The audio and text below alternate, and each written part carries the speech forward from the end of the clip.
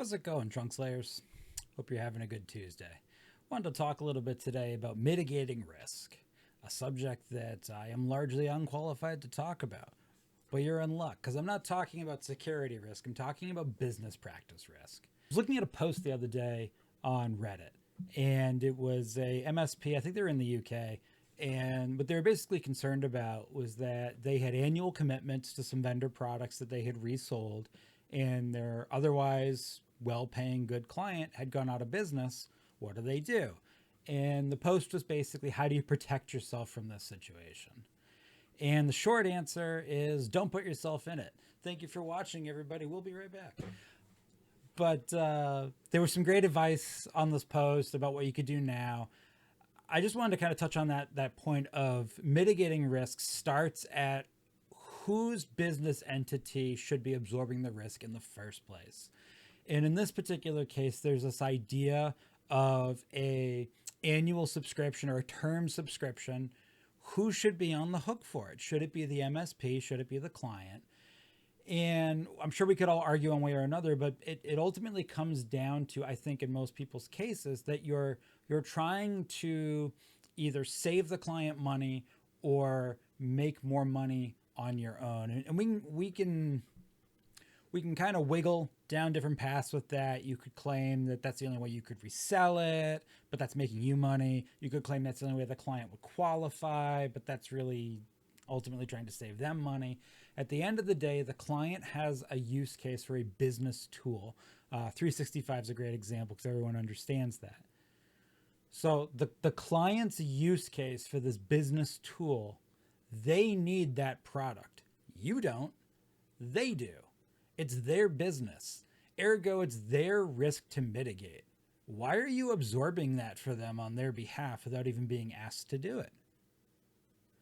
And I think that's fundamentally the way that you need to look at a lot of these tool resale options, where you as the MSP are locked into some sort of, like with NCE, some sort of annual commitment. Why are you absorbing that risk on behalf of your client? You don't need Microsoft. They do.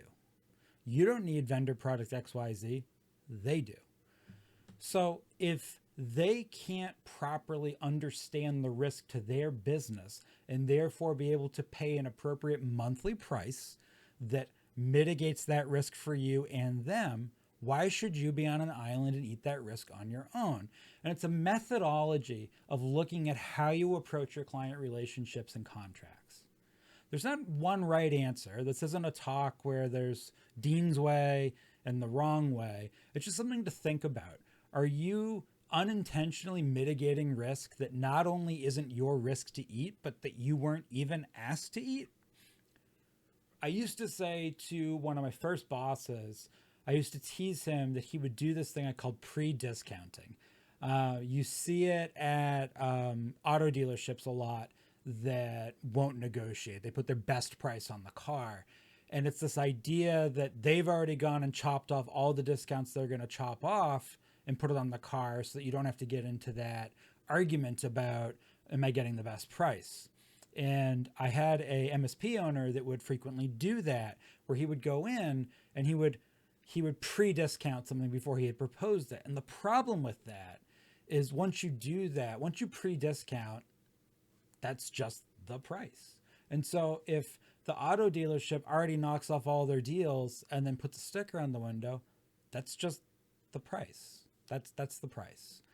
I don't care that they absorb that risk of mitigating all of those discounts for me. I don't care. Like, I don't even know about it. It's not in my head as a consumer. That's the price.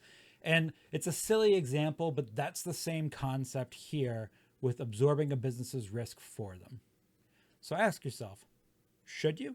And did they even ask you to? Have a great Tuesday, everybody.